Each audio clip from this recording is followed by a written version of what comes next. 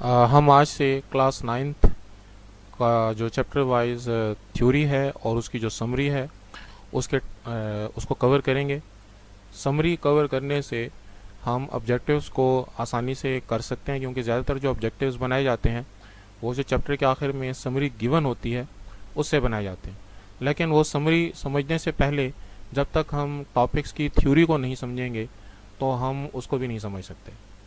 तो वो समरी असल में एक तरीके से रिवीजन होती है उन सारे के सारे टॉपिक्स की जो कि उस चैप्टर में डिस्कस किए जाते हैं। तो हम पहले जो टॉपिक्स भी इस चैप्टर में डिस्कस किए गए हैं वन बाय वन उनको समझते हैं, और जब हम उनको समझ जाएंगे तो फिर समरी को हम समझने की कोशिश करेंगे, जिससे हम ऑब्जेक्टिव पार्ट जो है वो इस चैप्टर का वो आसानी से कवर कर सकते हैं।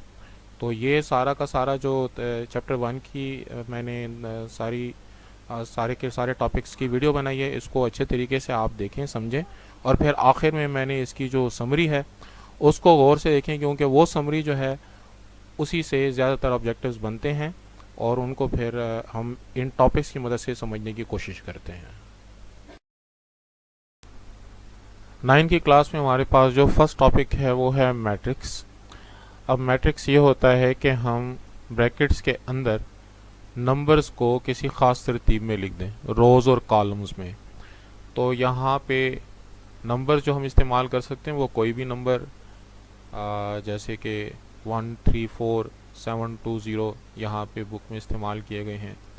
इसी तरीके से 30134। तो इन नंबर्स को जब भी हम ब्रैकेट्स में लिखेंगे तो हमारे पास एक मैट्रिक्स बन जाएगा।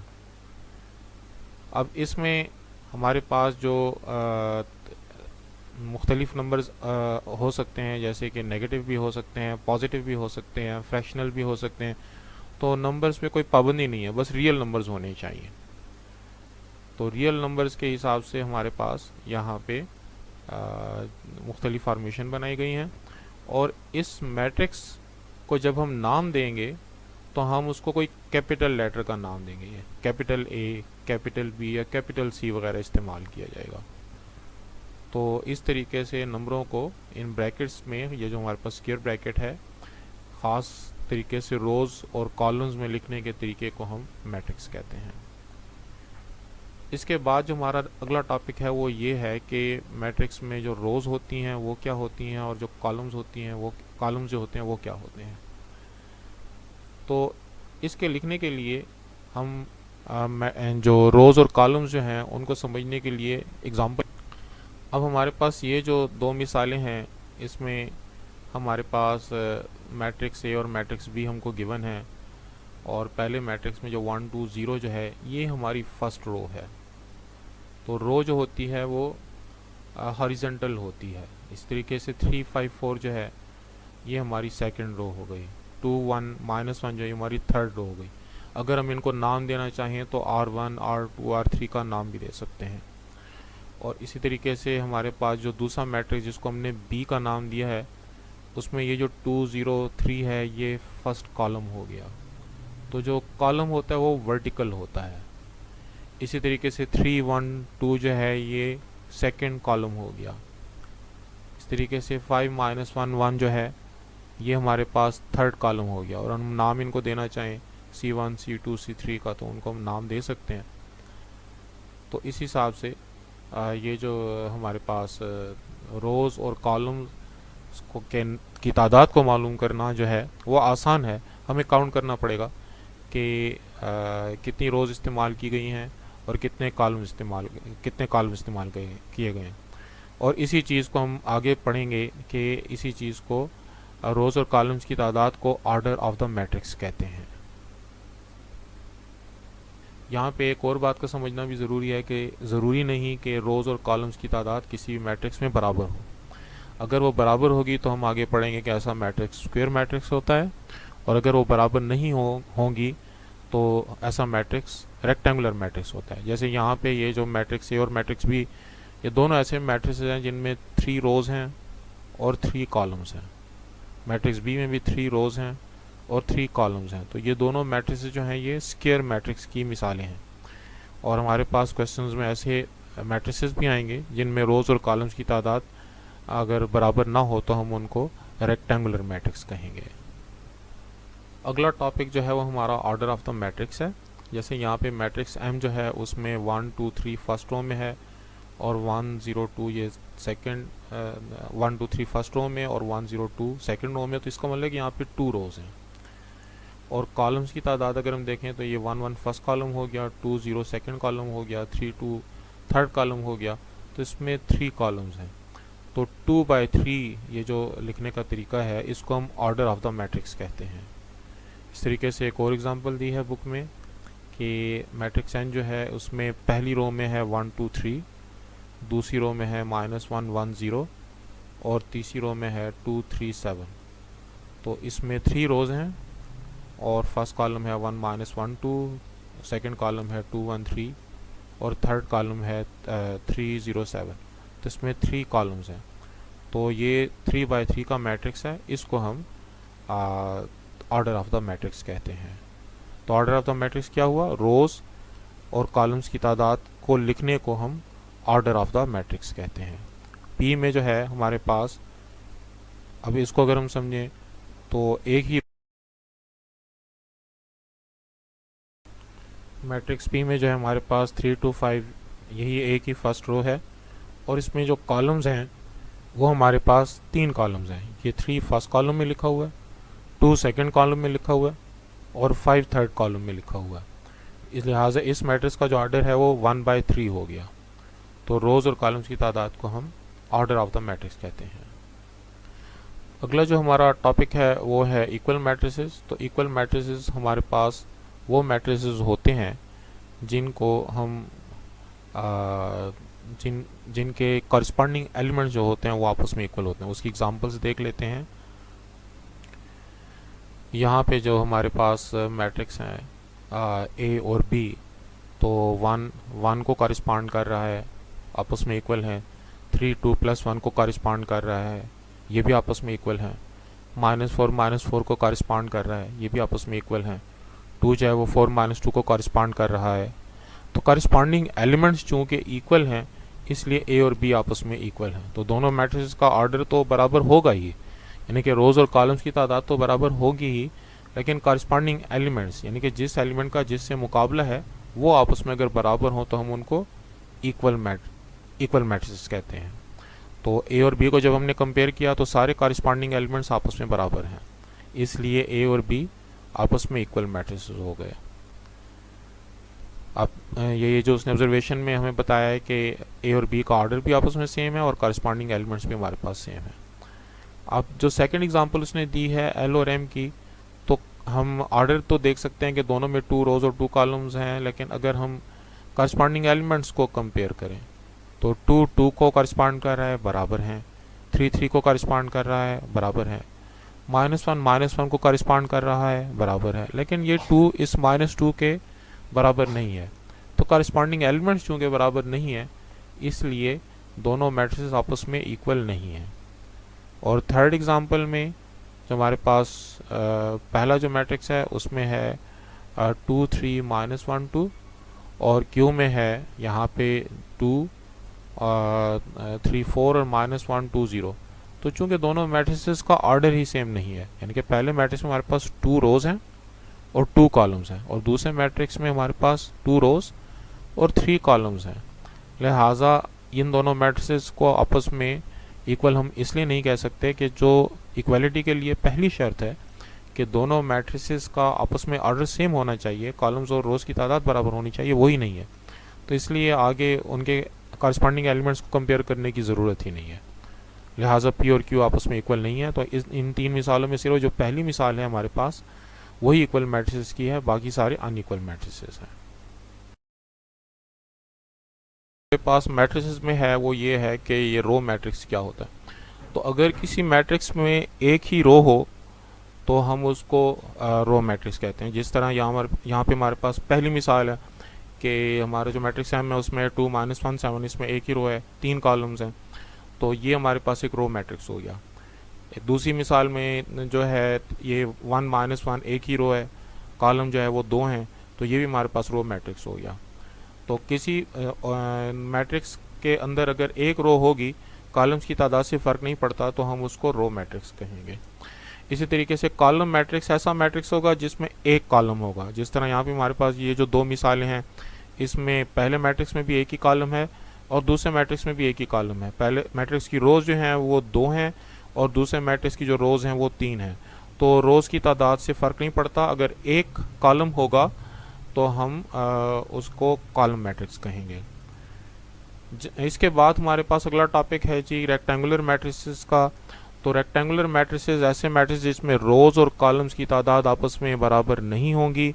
जैसे यहाँ पे हमारे पास जो ये मैट्रिक्स हमको गिवन है, पहले मैट्रिक्स का ऑर्डर है यहाँ पे 3 रोज हैं और 2 कॉलम्स हैं, तो रोज और कॉलम्स की तादाद बराबर नहीं है, रेक्टेंगुलर हो गया।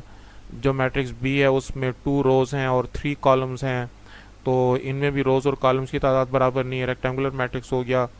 सी मैट्रिक्स जो है उसमें 1 रो है और 3 कॉलम्स हैं, तो ये भी हमारे पास रेक्टेंगुलर मैट्रिक्स हो गया। और जो डी मैट्रिक्स है उसमें भी हमारे पास 1 कॉलम है और 3 रोज हैं। तो जब भी कॉलम्स और रोज की तादाद बराबर नहीं होगी, ऐसे मैट्रिक्स को हम रेक्टेंगुलर मैट्रिक्स कहेंगे, और अगर बराबर होगी तो हम उसको स्क्वायर मैट्रिक्स कहेंगे, जो कि हमारा अगला टॉपिक है। तो हमारे पास अब जो नेक्स्ट टॉपिक है स्क्वायर मैट्रिक्स का, उसमें जो हमें 2 मिसालें दी गई हैं, बल्कि 3 मिसालें दी गई हैं। अगर आप चेक करें तो पहले मैट्रिक्स ए में 2 रोज और 2 कॉलम, इसलिए ये एक स्क्वायर मैट्रिक्स हो गया।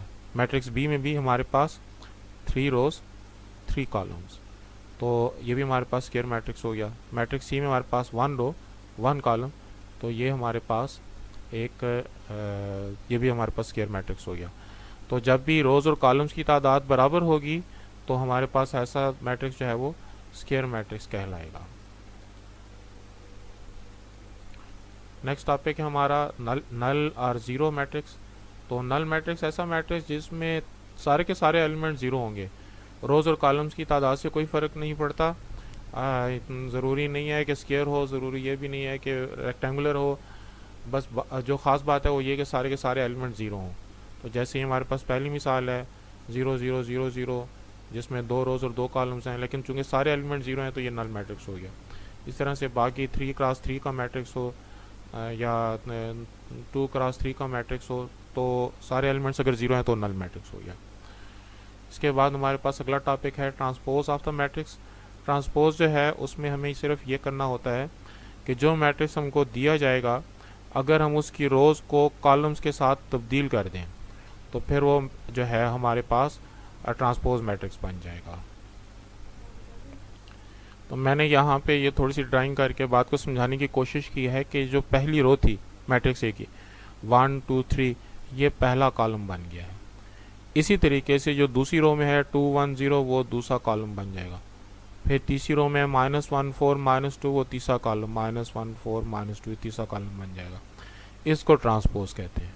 तो रोज़ को कॉलम्स में, या हम उल्टा भी कह सकते हैं कि कॉलम्स को रोज़ में, लेकिन उसे हो सकता है कि आप कंफ्यूज हो जाएं। तो बस आसान बात ये ध्यान में रखें कि रोज़ को कॉलम्स में कन्वर्ट कर देने से जो मैट्रिक्स बनता है उसको हम ट्रांसपोज कहते हैं, और उसके लिए ऊपर ये छोटा सा टी जो लगा हुआ है के ऊपर, ये ट्रांसपोज के लिए होता है। तो इसको हम ट्रांसपोज ऑफ द मैट्रिक्स कहते हैं। बी में भी इस तरह से हम करेंगे कि यहाँ पे हमारे पास ये जो 1 0 2 है, ये पहला रो था, तो ये पहला कॉलम 1 0 2 पहला कॉलम बन गया। 2 -1 3 दूसरी रो है, ये जो है वो दूसरा कॉलम बन गया 2 1 3। इस तरीके से सी जो है वो 0 1, ये पहला रो है, तो ये यहाँ पे सी ट्रांसपोज के लिए पहला कॉलम बन गया। तो जब भी रोज़ को कॉलम्स में चेंज करेंगे तो हमारे पास ट्रांसपोज आ जाएगा, और उसके लिखने का तरीका यह है कि उस पर मैट्रिक्स के ऊपर छोटा सा टी लगा देते हैं। इसके बाद हमारा अगला जो टॉपिक है वो है negative of matrix. Negative of matrix में सिर्फ ये करना है कि जो मैट्रिक्स हमको गिवन है उसके एलिमेंट्स के साइंस चेंज कर देने। जैसे यहाँ पे हमको मैट्रिक्स ए गिवन है, उसके एलिमेंट्स हैं 1 -2 3 और 4। तो जब नेगेटिव ऑफ ए करेंगे तो नेगेटिव ए के साथ भी लगाएंगे, और -1 जो है वो अंदर सारे के सारे एलिमेंट्स के साथ मल्टीप्लाई हो जाएगा। और जब -1 से हम किसी नंबर को मल्टीप्लाई करते हैं तो उसके साइंस चेंज हो जाते हैं। तो ये 1 जो है ये -1 हो जाएगा, -2 +2 हो जाएगा, 3 -3 हो जाएगा, 4 -4 हो जाएगा। तो साइन चेंज करने से हमारे पास जो मैट्रिक्स आता है वो नेगेटिव ऑफ मैट्रिक्स होता है।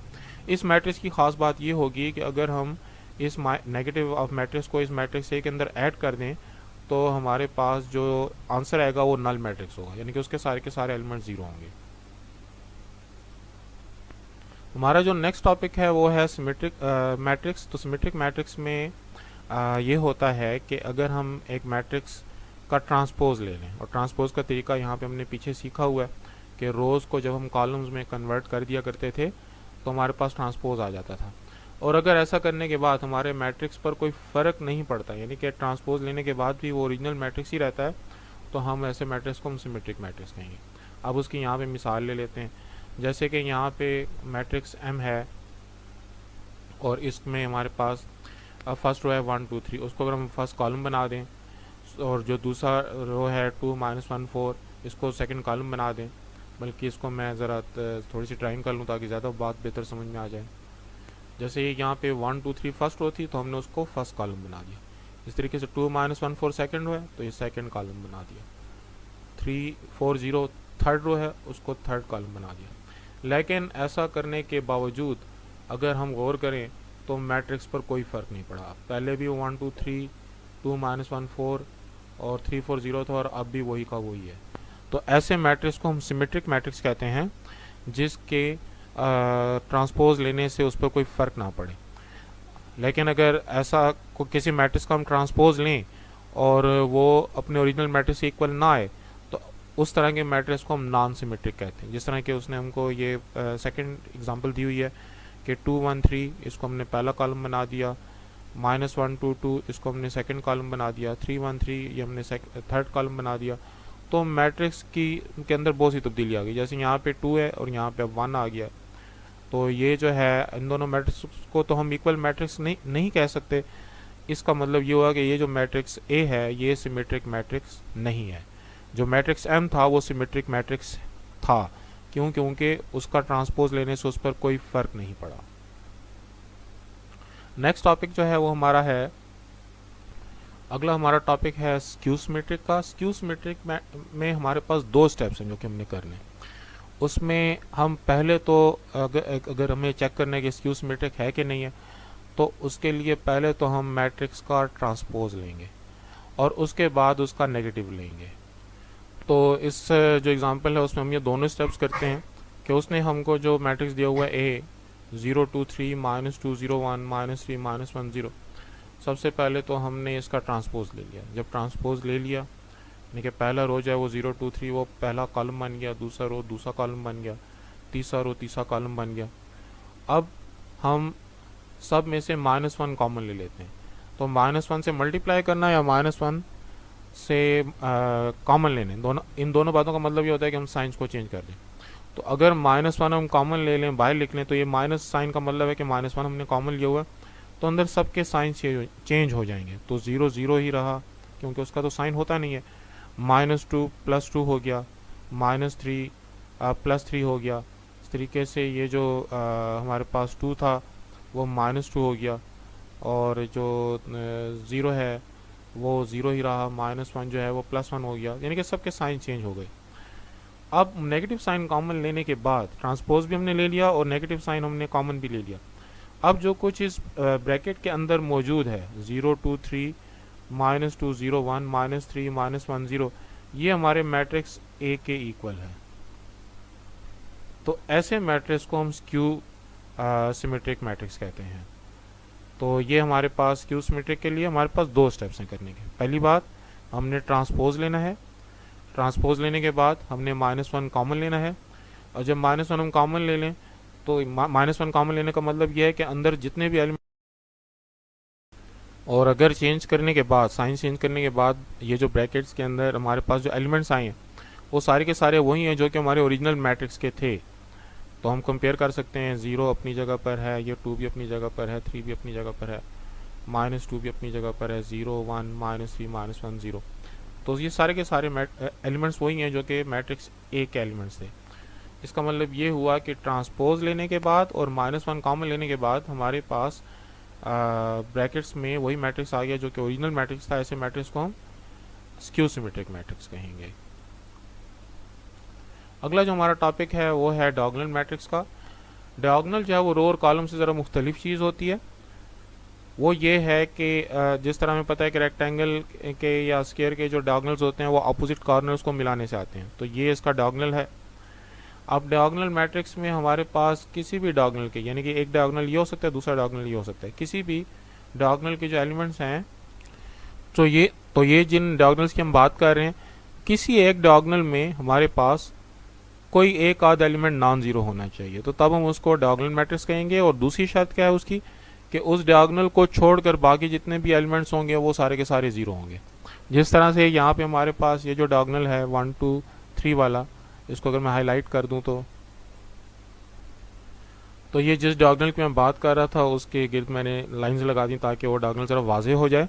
तो ये जो हमारे पास डायगोनल है, इसके एलिमेंट्स में से कोई एक आध एलिमेंट भी अगर नॉन जीरो हो तो डायगोनल मैट्रिक्स बन जाएगा। वैसे तो यहाँ पे सारे के सारे एलिमेंट्स नॉन जीरो हैं, तो ये डायगोनल मैट्रिक्स की पहली शर्त पूरी कर रहा है। दूसरी शर्त क्या है कि इस डायगोनल को छोड़कर बाकी जितने भी एलिमेंट्स हैं, ऊपर वाले और इससे नीचे वाले, वो सारे के सारे जीरो होने चाहिए, और हम देख सकते हैं कि वो सारे के सारे जीरो हैं, इसलिए ये हमारे पास डायगोनल मैट्रिक्स हो गया। इसी तरीके से जो अगला मैट्रिक्स है उसमें भी ये डायगोनल जो है उसके एलिमेंट्स नॉन जीरो हैं, और उस डायगोनल को छोड़ के ऊपर के और नीचे के जितने भी एलिमेंट्स हैं वो सारे जीरो हैं। हमारे पास मैट्रिक्स सी में भी जो डायगोनल है उसका पहला एलिमेंट जीरो ज़रूर है, लेकिन ये जो बाकी दो एलिमेंट्स हैं 1 और 3 वो नॉन जीरो हैं, लिहाजा ये भी एक डायगोनल मैट्रिक्स हो गया, क्योंकि ये पहली शर्त भी पूरी कर रहा है। और दूसरी शर्त क्या है कि उस डायगोनल को छोड़कर ऊपर के जो तीन एलिमेंट्स हैं, नीचे के तीन एलिमेंट्स, वो सारे के सारे जो हैं वो हमारे पास जीरो हैं। 2 by 2 का जो मैट्रिक्स है, इसमें भी हमारे पास ये जो 2 3 का डायगोनल बन रहा है उसके एलिमेंट नॉन जीरो हैं, और उसको छोड़ के ऊपर और नीचे के जो एलिमेंट्स हैं एक एक, वो जीरो हैं, लिहाजा ये भी डायगोनल मैट्रिक्स है। यहाँ पे भी ये 1 4 जो डायगोनल है उसके एलिमेंट्स नॉन जीरो हैं, पहली शर्त पूरी हो गई। और दूसरी शर्त क्या है कि बाकी एलिमेंट्स जो हैं ऊपर और नीचे के वो जीरो जीरो हैं, तो ये भी हमारे पास एक डायगोनल मैट्रिक्स हो गया। अगला जो हमारे पास टॉपिक है वो है स्केलर मैट्रिक्स का। Diagonal matrix is called scalar matrix if all the diagonal entries are same and non zero. तो अब ये हमारे पास डायगोनल मैट्रिक्स का एक स्पेशल केस हो गया। उसमें क्या है कि आपके पास मैट्रिक्स तो डायगोनल ही होगा, जैसे कि उसने यहाँ पे मिसाल दी हुई है कि ये 2 2 2 जो डायगोनल के एलिमेंट्स हैं वो नॉन जीरो हैं, और ऊपर और नीचे के एलिमेंट्स हमारे पास जीरो जीरो हैं। लेकिन ये वाले जो हमारे पास एलिमेंट्स हैं ये सारे के सारे एक जैसे होंगे। तो ये हमारे पास 2 2 2 है, तो ये सारे के सारे हमारे पास एक जैसे हैं, इसलिए डायगोनल मैट्रिक्स हो गया। तो डायगोनल मैट्रिक्स तो ये है, लेकिन डायगोनल मैट्रिक्स के साथ साथ चूंकि सारे के सारे एलिमेंट्स एक जैसे हैं इस डायगोनल के, तो ये स्केलर मैट्रिक्स भी है। तो स्केलर मैट्रिक्स डायगोनल मैट्रिक्स की एक स्पेशल टाइप है जिसमें सारे के सारे एलिमेंट्स उस डायगोनल के सेम होते हैं। जैसे कि ये अगली मिसाल है कि मैट्रिक्स बी जो ये 2 by 2 का मैट्रिक्स है, इसमें एक तो ये डायगोनल मैट्रिक्स है कि इस डायगोनल को छोड़ के बाकी जो एलिमेंट्स हैं वो ज़ीरो हैं, लेकिन जो दूसरी शर्त है कि दोनों एलिमेंट्स को सेम होना चाहिए, वो शर्त भी पूरी हो रही है। तो ये डायगोनल मैट्रिक्स जो है भी है और स्केलर मैट्रिक्स भी है। तो स्केलर मैट्रिक्स डायगोनल मैट्रिक्स की एक ख़ास टाइप हो गई जिसमें डायगोनल के सारे एलिमेंट्स सेम होंगे। हमारे पास अगला जो टॉपिक है वो है आइडेंटिटी मैट्रिक्स का। आइडेंटिटी मैट्रिक्स एक बार फिर एक स्पेशल किस्म है इसकी डायगोनल मैट्रिक्स की। एक तो ये है कि इसमें जो डायगोनल है ये वाला जो उसके सारे के सारे एलिमेंट्स नॉन ज़ीरो हैं, और इसको छोड़ के ऊपर के जो तीन एलिमेंट्स हैं और नीचे के जो तीन एलिमेंट्स हैं वो सारे के सारे ज़ीरोज़ हैं। तो डायगोनल मैट्रिक्स की शर्त पूरी हो गई। दूसरी बात, ये स्केलर भी है, क्योंकि ये सारे के सारे जो एलिमेंट्स हैं वो सेम भी हैं, तो डायगोनल भी है और स्केलर भी है। तीसरी चीज़ जो कि इसमें ख़ास है वो ये कि इसमें सारे के सारे एलिमेंट्स वन हैं। तो ये हमारे पास आइडेंटिटी मैट्रिक्स होने की जो तीन शराइत हैं वो हैं। तो ये हमारे पास तीनों शराइत पूरी हो रही हैं इसमें। तो ये हमारे पास 3 by 3 का ऐसा मैट्रिक्स है जो कि डायगोनल भी है, स्केलर भी है और आइडेंटिटी भी है। इसी तरीके से 2 by 2 का दूसरा मैट्रिक्स उसने बी हमको दिया हुआ है, और इसको अगर हम गौर से देखें तो इसके अंदर हमारे पास जो डायगोनल है ये वाला 1 1, इसके एलिमेंट्स नॉन ज़ीरोज़ हैं, तो ये डायगोनल हो गया। स्केलर भी है क्योंकि दोनों एलिमेंट्स सेम हैं। और तीसरी बात जो ख़ास है इसमें वो ये कि डायगोनल के सारे एलिमेंट्स वन के बराबर हैं। तो ये हमारे पास स्पेशल केस हो गया डायगोनल मैट्रिक्स का, और ऐसे मैट्रिक्स को हम आइडेंटिटी मैट्रिक्स कहते हैं। आइडेंटिटी मैट्रिक्स जब भी किसी मैट्रिक्स के साथ मल्टीप्लाई करेंगे तो हमारा आंसर सेम वही वही मैट्रिक्स आएगा जिसके साथ के ये आइडेंटिटी मैट्रिक्स मल्टीप्लाई किया गया है। तो ये हमारे पास आइडेंटिटी मैट्रिक्स की ख़ास बात है, जो रियल नंबर्स में वन की जो कंडीशन होती है कि वन को जब किसी नंबर के साथ मल्टीप्लाई करते हैं तो उस नंबर पर कोई फ़र्क नहीं पड़ता, उसी तरीके से आइडेंटिटी मैट्रिक्स भी जब किसी मैट्रिक्स के साथ मल्टीप्लाई करते हैं तो उस पर भी कोई फ़र्क नहीं पड़ता। अच्छा, यहाँ पे एक ख़ास नोट हमको गिवन है कि स्केलर एंड आइडेंटिटी मैट्रिक्स और डायगोनल मैट्रिक्स। तो हमने देखा कि आइडेंटिटी मैट्रिक्स डायगोनल मैट्रिक्स की एक मोस्ट इम्प्रूव्ड फॉर्म, यानी कि डायगोनल होगा तो उसके बाद हम उसको स्केलर की तरफ जाएंगे, अगर स्केलर होगा तो हम जो है वो उसकी तरफ आइडेंटिटी की तरफ जाएंगे। लेकिन हर जो डायगोनल मैट्रिक्स है उसके लिए स्केलर आइडेंटिटी होना ज़रूरी नहीं है। तो जिस तरह हमने देखा कि अगर ये जो हमारे पास ये स्केलर मैट्रिक्स जो है हमारे पास, ये आइडेंटिटी मैट्रिक्स नहीं है, या जो डायगोनल मैट्रिक्स होगा तो उसमें चूंकि एलिमेंट्स का बराबर होना कंडीशन नहीं है डायगोनल के एलिमेंट्स का, लिहाजा वो ना ज़रूरी है कि वो स्केलर हो और ना ही ज़रूरी है कि वो आइडेंटिटी हो। तो ये ख़ास नोट है जो कि ऑब्जेक्टिव में आ सकता है, इसलिए इसको भी जहन में रखना चाहिए।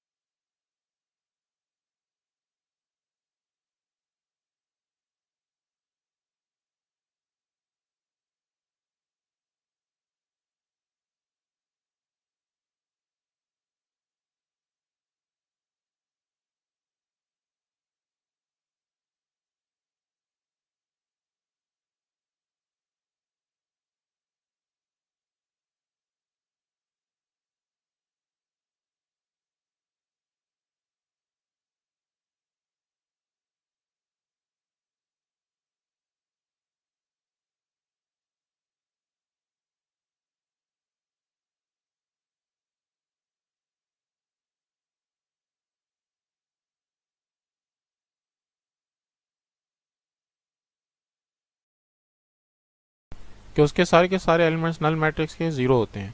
तो यहाँ पे हमारे पास 2 by 2 का जो नल मैट्रिक्स है उसमें सारे एलिमेंट्स 0 0 0। तो इसको जब हम मैट्रिक्स ए के साथ ऐड करेंगे तो हमारे मैट्रिक्स पर देखें कोई फ़र्क नहीं पड़ा। इसलिए 0 0 0 या जो नल मैट्रिक्स है ये एडिटिव आइडेंटिटी है, इसका वही काम है जो कि रियल नंबर्स में ज़ीरो का काम है।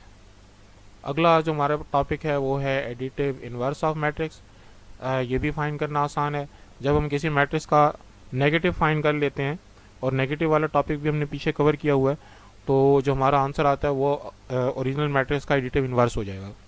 जैसे यहाँ पे हमको मैट्रिक्स ए के एलिमेंट्स गिवन है 1 2 1 0 -1 -2, फिर है 3 1 0।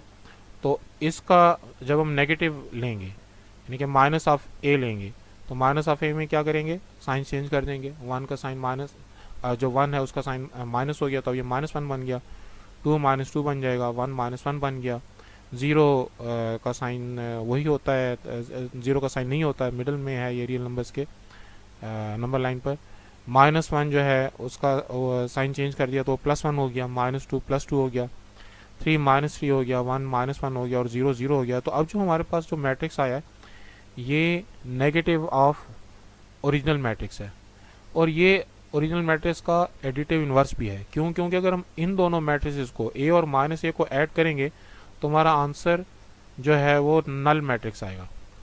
जिस तरह रियल नंबर में 5 और -5 एक दूसरे के एडिटिव इन्वर्स हैं, क्योंकि जब उन दोनों को ऐड करें तो आंसर 0 आता है। इस तरीके से यहाँ पे भी मैट्रिक्स ए और उसका जो नेगेटिव ऑफ ए है, जिसको कि हमने यहाँ पे बी का नाम दिया हुआ है, तो इन दोनों को ऐड करने से चूंकि हमारा आंसर जो है वो नल मैट्रिक्स आ रहा है। देखें इन दोनों को ऐड किया है तो आंसर हमारा नल मैट्रिक्स यानी कि सारे के सारे एलिमेंट 0 आ रहे हैं। इसलिए ए और बी एक दूसरे के एडिटिव इन्वर्स हो गए। और ये बी असल में क्या है, ये नेगेटिव ऑफ ए है, पीछे हमने देखा।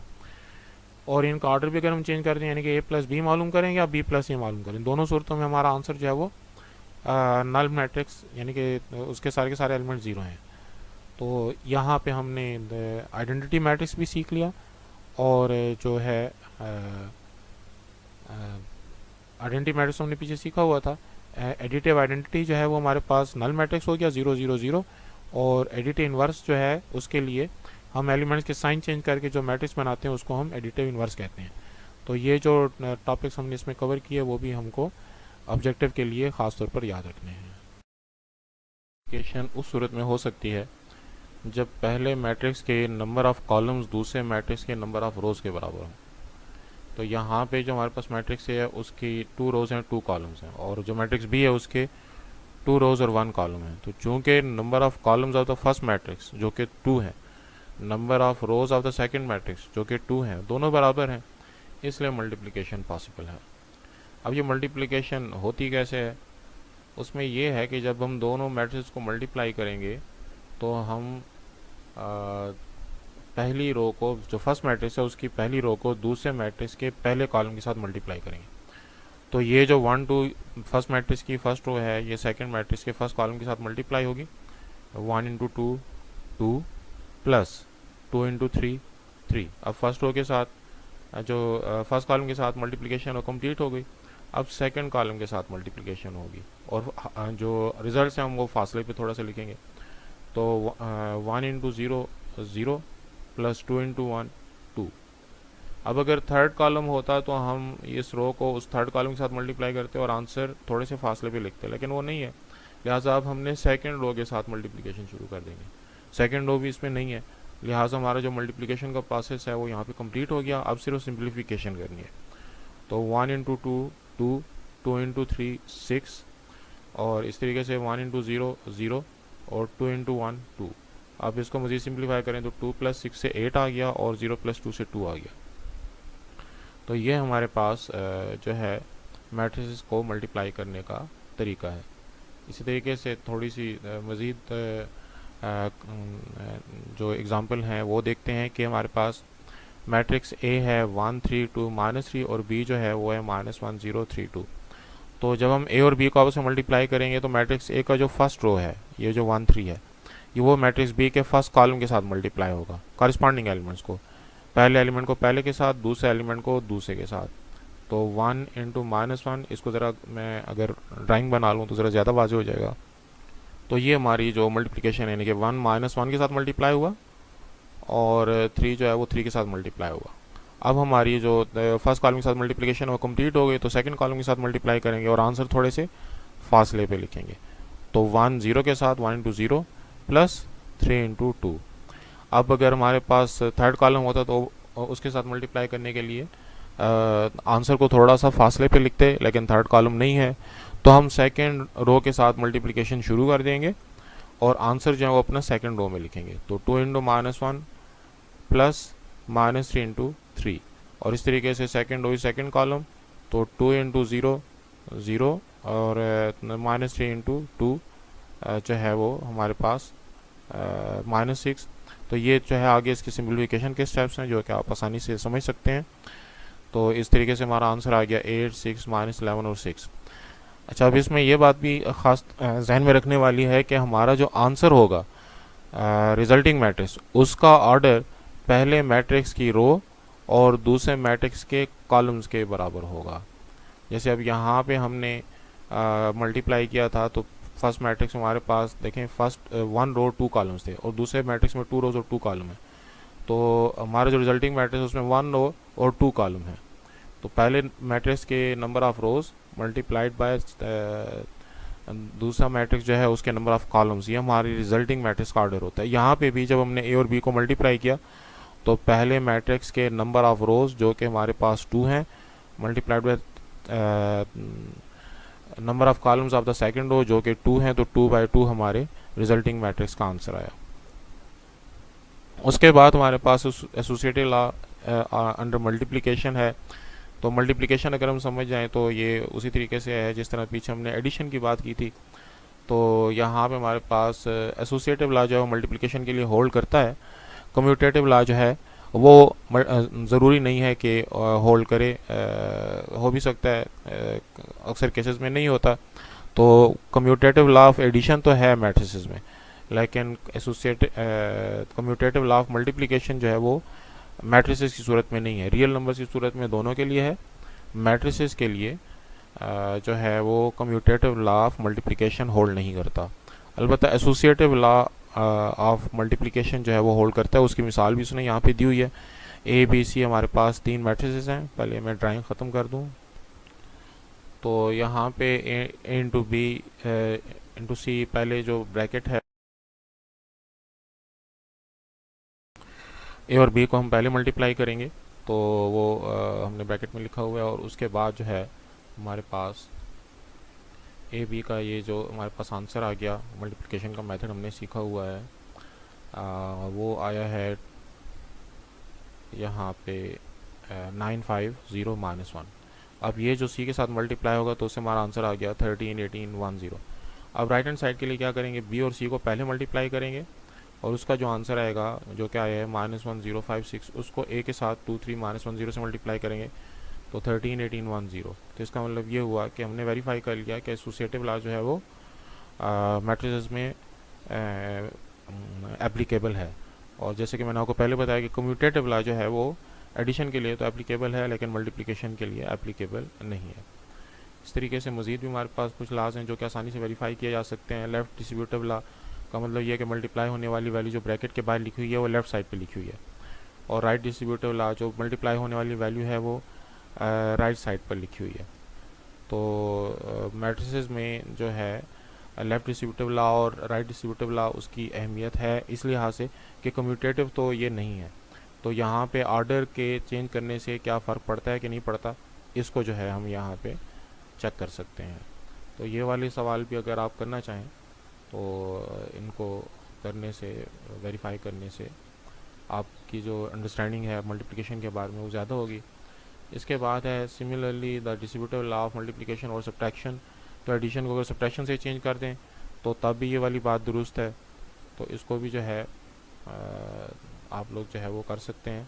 तो एडिशन को जब हम सब्ट्रैक्शन से तब्दील कर देंगे तो distributive law of multiplication over subtraction हो जाएगा। अब वो राइट के लिए भी दुरुस्त है और लेफ़्ट के लिए भी दुरुस्त है। इसी तरीके से ये जो अब उसने commutative law of multiplication of matrices को जब डिस्कस किया है तो यहाँ पे देखें इक्वल टू के साइन के ऊपर ये डैश लगा हुआ, इसका मतलब है कि ये इक्वल नहीं होते, या ज़रूरी नहीं है कि इक्वल हो सकता है कोई कुछ केसेस में वो इक्वल हो भी जाएं। जिस तरह से हम जब मैट्रिक्स को आइडेंटिटी मैट्रिक्स के साथ मल्टीप्लाई करते हैं तो हमारा वही आंसर आता है, जो कि मल्टीप्लाई होने वाला जो मैट्रिक्स होता है वही आ जाता है, और ऑर्डर से फ़र्क नहीं पड़ता, यानी कि ए मल्टीप्लाइड बाय आई करें या आई मल्टीप्लाइड बाय ए करें, दोनों सूरतों में आंसर ए आएगा।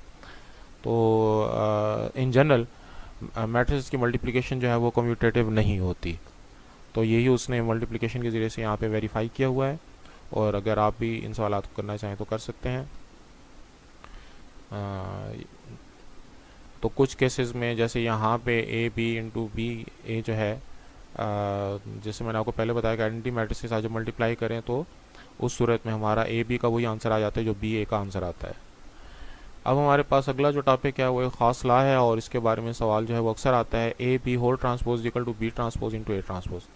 इसका मतलब ये है कि आपने पहले ए और बी को मल्टीप्लाई किया, और मल्टीप्लाई करने के बाद यहाँ पे जो आपका आंसर आया वो आया 20620। ये आपका ए और बी को मल्टीप्लाई करने का आंसर है। जब आप इसका ट्रांसपोज लेंगे तो ट्रांसपोज लेने का मतलब आपको पता है फर्स्ट रो को फर्स्ट कॉलम बना देंगे, इसी तरीके से सेकंड रो को सेकंड कॉलम बना देंगे। तो ये हमारे पास ट्रांसपोज लेने से इसका आंसर आ गया।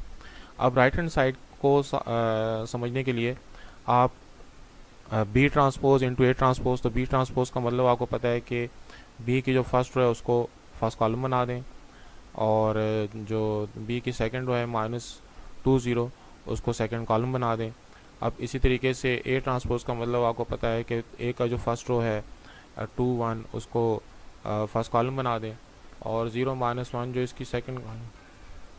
तो ये जो हमने बी ट्रांसपोज और ए ट्रांसपोज की वैल्यूज़ फाइंड कर ली, अब इनको हमने मल्टीप्लाई करना है, और मल्टीप्लाई करने के लिए जो आपको मेथड आता है कि first row with first column, first row with second column, second row with first column, second row with second column.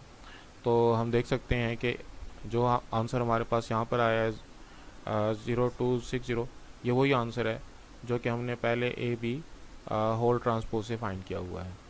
तो इसका मतलब ये हुआ कि ये अहम result A B whole transpose equal to B transpose into A transpose, ये result directly भी जो है वो ऑब्जेक्टिव टाइप्स में जो है एमसीक्यूज़ वगैरह में पूछा जा सकता है, तो इसलिए ये वाला रिज़ल्ट आपके जहन में होना चाहिए।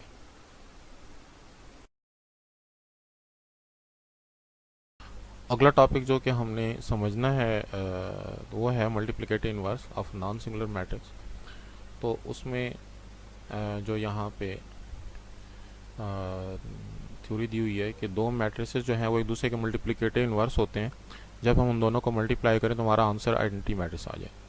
जिस तरह के रियल नंबर में हम कहते हैं कि 5 और 1/5 एक दूसरे के मल्टीप्लिकेटिव इनवर्स हैं, कि जब उन दोनों को मल्टीप्लाई करते हैं तो आंसर 1 आता है।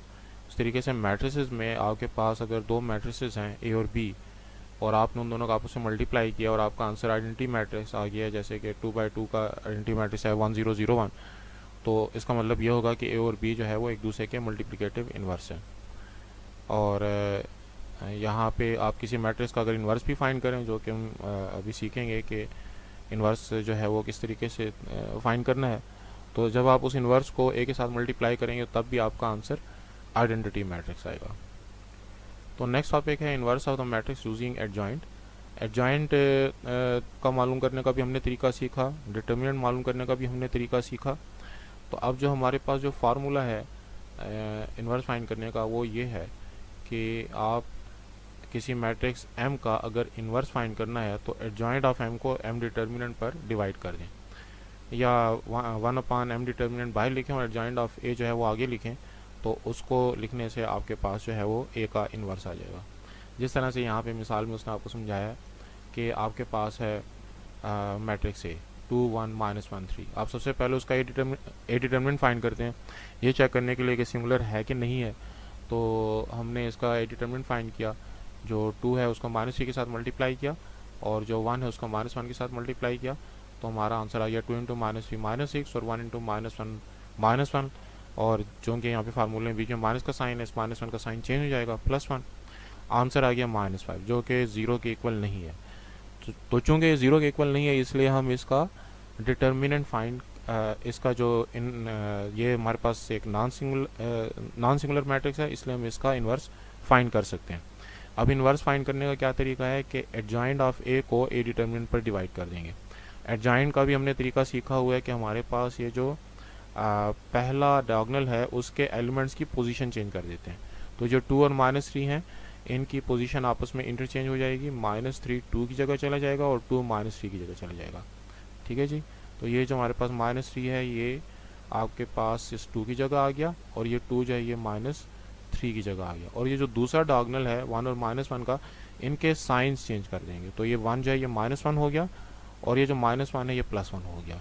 तो अब हमारे पास वो जो ए इन्वर्स का फार्मूला उसकी रिक्वायरमेंट्स हमने पूरी कर दी। एडजॉइंट ऑफ ए भी लिख दिया और नीचे डिटरमिनेंट भी लिख दिया। अब हमको सिंप्लीफाई करना है।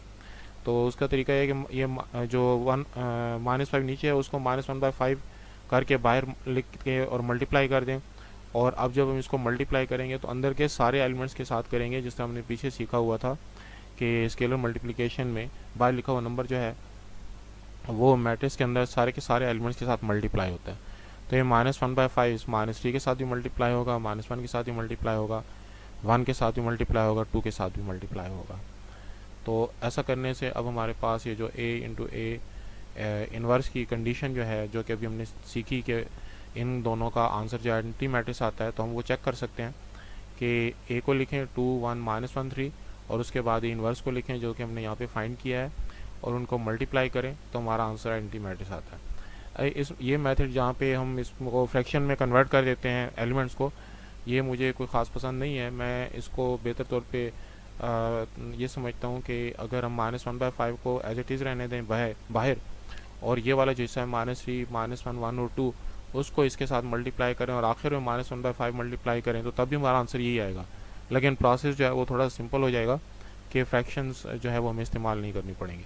लेकिन दोनों तरीके ठीक हैं, जो भी आपको सिंपल लगे आप उसके ज़रिए से इसको कर सकते हैं। आगे हमारे पास एक अहम रिज़ल्ट है A B whole inverse is equal to B inverse into A inverse. ये बिल्कुल उसी तरीके से है जिस तरह हमारे पास A B whole transpose is equal to B transpose into A transpose था। तो ये भी आपको याद रखना है। ऑब्जेक्टिव में जो है इस तरह का रिजल्ट आपसे पूछा जा सकता है एमसीक्यूज़ वगैरह में। तो इसको हम आसानी से वेरीफाई कर सकते हैं कि पहले ए और बी को आपस में मल्टीप्लाई करें और मल्टीप्लाई करने का हमने तरीका सीखा हुआ, फिर उसका इन्वर्स मालूम करें। इन्वर्स का भी हमने तरीका सीखा हुआ है, तो ये वाला क्वेश्चन जो है वो आप लोग कर सकते हैं आसानी से। और इसको जब आप ए बी इन्वर्स का प्रोसेस कंप्लीट कर लेंगे तो फिर राइट हैंड साइड के लिए बी इन्वर्स और ए इन्वर्स, और जब उन दोनों को बी इन्वर्स और ए इन्वर्स जब आप लोग फाइंड कर लें तो फिर जो है वो उनको आपस में मल्टीप्लाई करें तो आपका आंसर वही आएगा जो कि ए बी होल इन्वर्स का आया था। तो ये हमारे पास A B whole inverse equal to B inverse into A inverse का जो क्वेश्चन है, इसका सब्जेक्टिव में जो है वो अक्सर सवाल आता है, एक्सरसाइज में मैंने सॉल्व किया हुआ है, तो वहाँ से आप इसको देख सकते हैं। तो ये जो है इस रिज़ल्ट को बहरहाल ऑब्जेक्टिव के लिए आपने जहन में रखना है कि जिस तरह A B whole transpose B transpose into A transpose था, उसी तरीके से A B whole inverse B inverse into A inverse के बराबर है। अगला जो हमारे पास टॉपिक है वो है solution of simultaneous linear equation. तो ये हमारे पास जो एक्स और वाई दो वेरिएबल्स हैं, इनमें हमको दो इक्वेशंस दी गई हैं और हमें पता है कि जब दो वैल्यूज़ अननोन हो तो दो इक्वेशंस की ज़रूरत होती है, जब एक वैल्यू अननोन हो तो एक इक्वेशन की ज़रूरत होती है। तो इन दोनों इक्वेशंस की मदद से हमको एक्स और वाई की जो वैल्यू मालूम करनी है उसके एलिमिनेशन और सब्स्टिट्यूशन मेथड वगैरह तो हमने सीखे होंगे। अब ये जो मैट्रिक्स मेथड है इसमें भी हम दो मेथड्स को इस्तेमाल करते हैं, एक है मैट्रिक्स इन्वर्जन मेथड और दूसरा है क्रैमर्स रूल।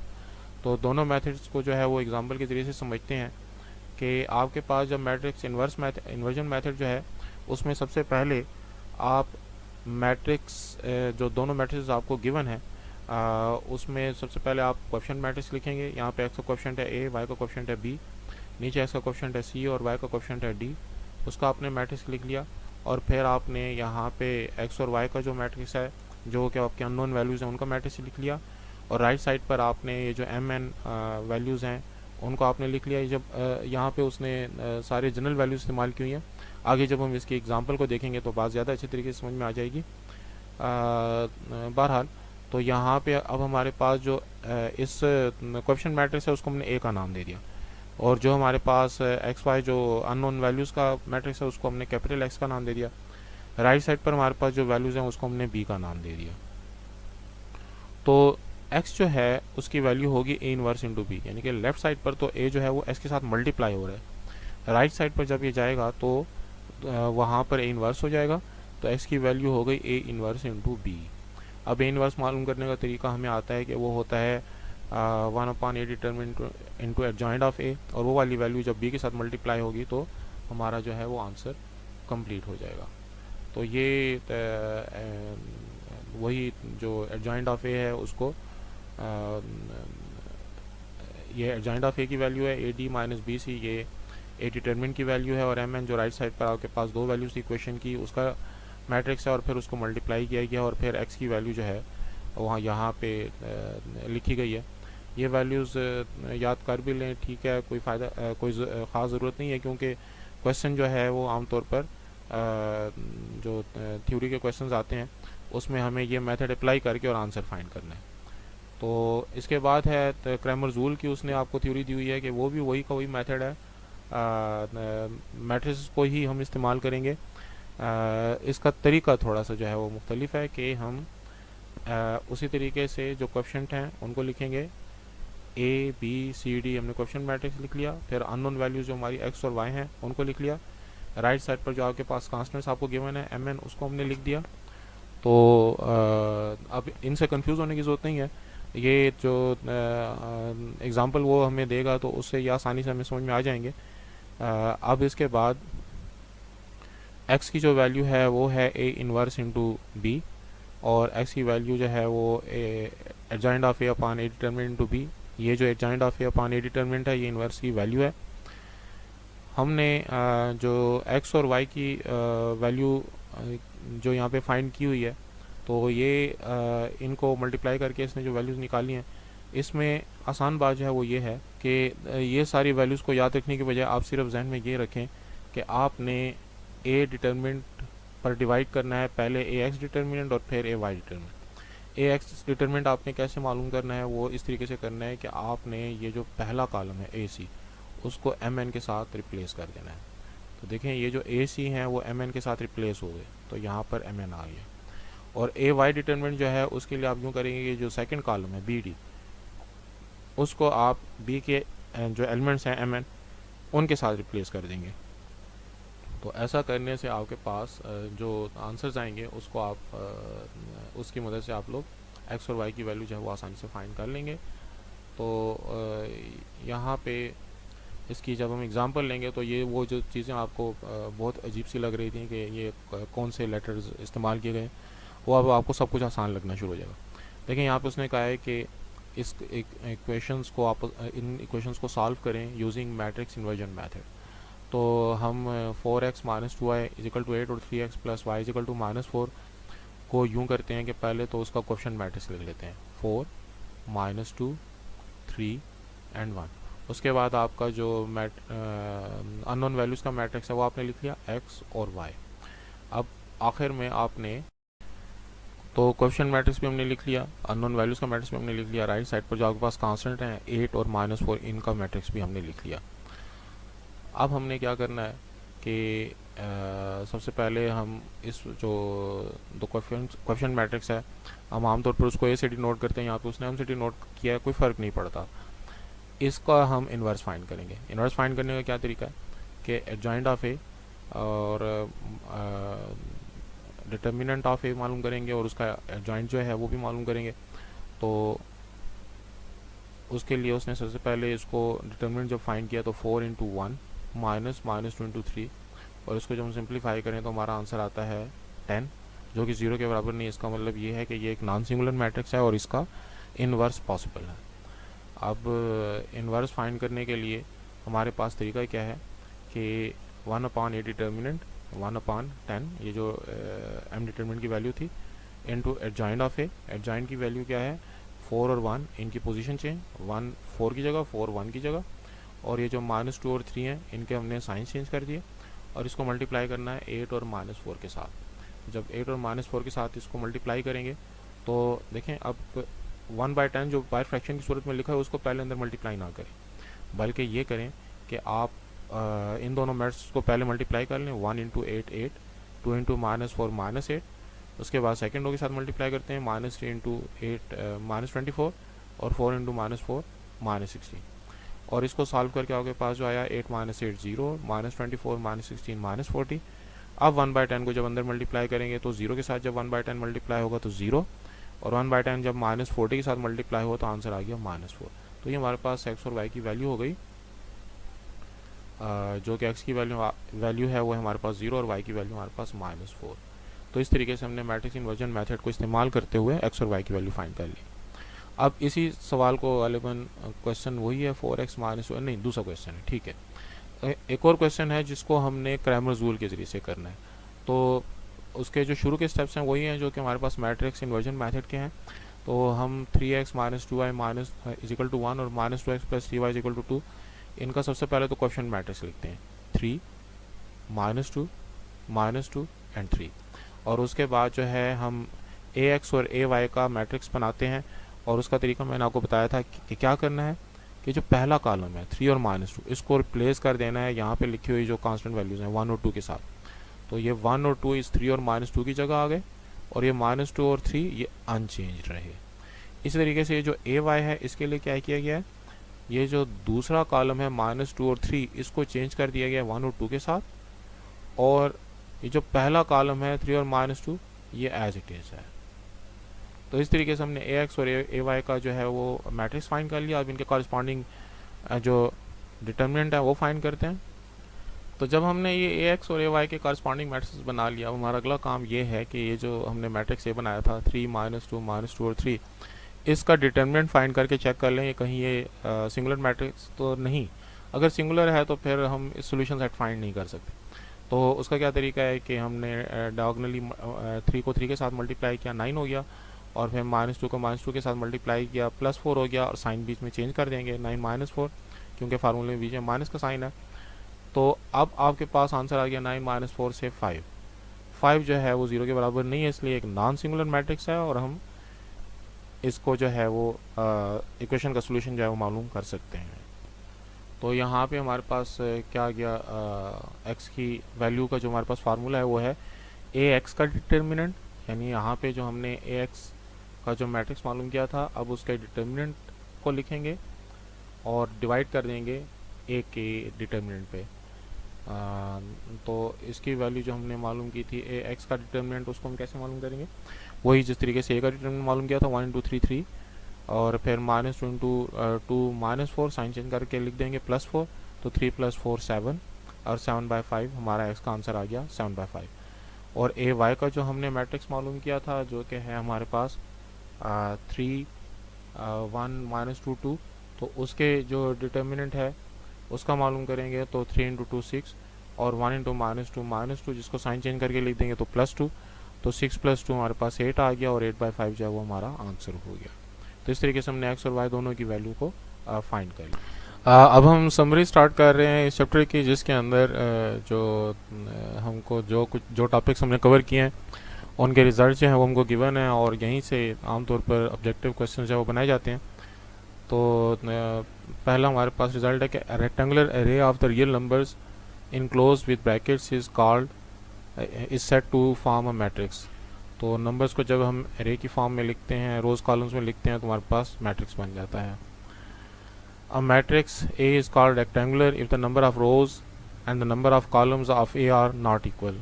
तो रोज और कॉलम्स की तादाद जब बराबर नहीं होती तो वो रेक्टेंगुलर मैट्रिक्स होता है। A matrix A is called square matrix if the number of rows of A is equal to the number of columns. और अगर रोज और कॉलम्स की तादाद बराबर होगी तो हमारे पास स्क्वायर मैट्रिक्स बन जाएगा। A matrix A is called a row matrix if A has only one row। एक रो वाला मैट्रिक्स जो है वो रो मैट्रिक्स कहलाएगा, और इस तरीके से A matrix A is called column matrix if A has only one column। और एक कॉलम वाला मैट्रिक्स जो है वो कॉलम मैट्रिक्स कहलाएगा। ये सारे टॉपिक्स हमने पीछे कवर किए हुए हैं। तो A matrix A is called null or zero matrix if each of its entry is zero। अगर सारे के सारे एलिमेंट्स किसी मैट्रिक्स के जीरो हैं तो फिर वो हमारे पास नल मैट्रिक्स कहलाएगा। तो इस तरह से आपके पास आ सकता है कि matrix A is called dash if each of its entry is zero, तो वहाँ पे हम ज़ीरो मैट्रिक्स या नल मैट्रिक्स लिखेंगे। लेट अगला हमारे पास रिजल्ट है कि let A be a matrix then matrix AT is new matrix which is called the transpose of the matrix A, and it is obtained by interchanging rows of A into respective column. यानी कि अगर हम रोज से column बना दें तो हमारे पास जो है वो ट्रांसपोज ऑफ द मैट्रिक्स आ जाएगा, और कॉलम इनटू रिस्पेक्टिव रोज, और अगर हमारे पास कॉलम से रोज बना दिए जाएं तो तब भी वो ट्रांसपोज हो जाएगा। अगले रिजल्ट में हमें सिमेट्रिक मैट्रिक्स की डेफिनेशन गिवन है कि ए ट्रांसपोज अगर ए के बराबर होगा तो वो सिमेट्रिक मैट्रिक्स होगा। Square matrix is called symmetric if A transpose equal to A. उसके बाद है let a matrix A be the matrix, then its negative minus A is obtained by changing the signs of all the entries of A। अगर हम A के सारे elements के sign change कर दें तो हमारे पास जो मैट्रिक्स आएगा हम नेगेटिव उसको नेगेटिव ऑफ गिवन मैट्रिक्स कहेंगे, यानी कि A का नेगेटिव हो गया। आगे है square matrix M is said to be skew symmetric if M transpose is equal to -M। तो इसमें हमें दो स्टेप्स करने होते हैं, पहले हम ट्रांसपोज लेते हैं, फिर -1 कॉमन लेते हैं, और ऐसा करने के बाद हमारे पास जो मैट्रिक्स है अगर वो ओरिजिनल मैट्रिक्स के बराबर है तो हम उसे स्क्यू सिमेट्रिक कहेंगे। उसके बाद है square matrix M is called a diagonal matrix if at least any one of entry of its diagonal is not zero and remaining entries are zero. तो हमारे पास डायगोनल के एलिमेंट्स जो हैं अगर वो नॉन जीरो हैं और उसके ऊपर नीचे के एलिमेंट जीरो हैं तो हम उसको डायगोनल मैट्रिक्स कहेंगे। और अगर ये जो डायगोनल है उसके सारे एलिमेंट्स सेम हैं तो फिर हम उसको स्केलर मैट्रिक्स कहेंगे। A diagonal matrix is called identity matrix if the diagonal entities are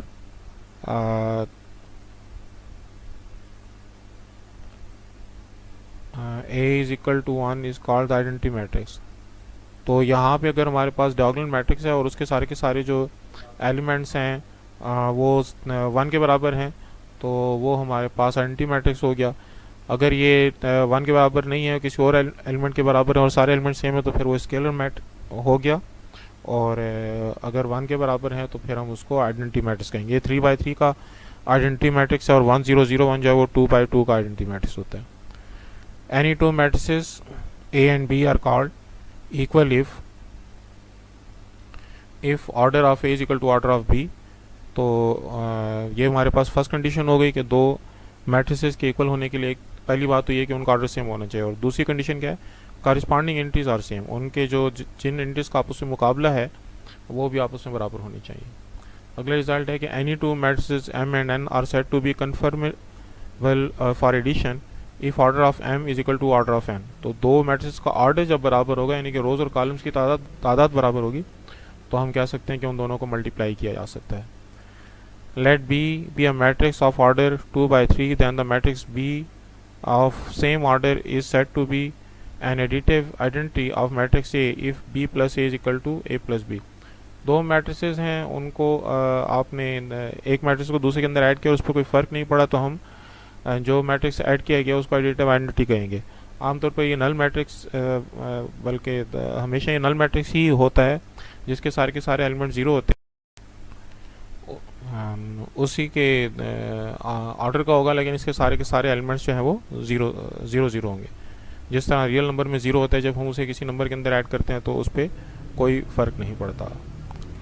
इस तरह से हमारे पास नेक्स्ट रिजल्ट है कि let A be the matrix B is defined as an additive inverse of A if B plus A is equal to zero O। तो यहाँ पे O जो नल मैट्रिक्स को रिप्रेजेंट कर रहा है which is equal to A plus B। तो अगर हमने एक मैट्रिक्स के अंदर दूसरा मैट्रिक्स ऐड किया और हमारा आंसर नल मैट्रिक्स आ गया यानी कि सारे के सारे एलिमेंट्स के ज़ीरो आ गए तो दोनों मैट्रिक्स जो हैं वो एक दूसरे के एडिटिव इनवर्स कहलाएंगे। अगला रिजल्ट है कि let A be a matrix another matrix B is called the identity matrix of A under multiplication if B multiplied by is equal to A which is equal to A multiplied by B। तो identity matrix with respect to multiplication ये 1 0 0 1 2/2 का है, और 1 0 0 0 1 0 और 0 0 1 जो वो 3/3 का identity matrix है। तो ये जब किसी मैट्रिक्स के अंदर मल्टीप्लाई करते हैं तो वही मैट्रिक्स आता है, तो उसको हम आइडेंटिटी मैट्रिक्स कहते हैं। अगला रिजल्ट है कि let M is equal to A B C D be a 2/2 matrix. A real number lambda is called determinant of M denoted by determinant of M such that A into D minus B into C। तो ये जो पहला diagonal है उसके elements को आपस में multiply किया, फिर माइनस का साइन और फिर दूसरे डायगोनल के एलिमेंट्स को आपस में मल्टीप्लाई किया which is equal to lambda. तो ये हमारे पास इस गिवन मैट्रिक्स का कॉरिस्पॉन्डिंग डिटर्मिनेंट हो गया, ये रियल नंबर। उसके बाद square matrix M is called singular if the determinant of M is equal to zero. तो आपने किसी मैट्रिक्स का डिटर्मिनेंट निकाला, आंसर ज़ीरो आ गया, तो फिर वो सिंगुलर हो जाएगा और इस मैट्रिक्स का इन्वर्स नहीं फाइंड किया जा सकता। And square matrix M is called non singular if the determinant of M is not equal to zero. Zero नहीं आया आंसर, तो फिर वो नॉन सिंगुलर हुआ और उसका हम इन्वर्स फाइंड कर सकते हैं।